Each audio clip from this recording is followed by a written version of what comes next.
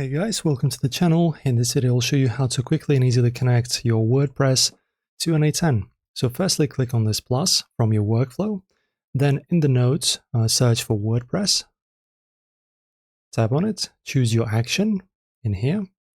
Now select the credential, add new, and now in here just type in your username and password. So I already have my password ready, and now just copy your username.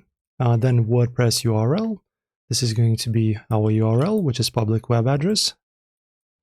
And this is going to be your data, guys. And now just pretty much click on save. n8n is going to be connected to your basically password and username and to your URL. And after that, you will be able to use n8n along with your WordPress.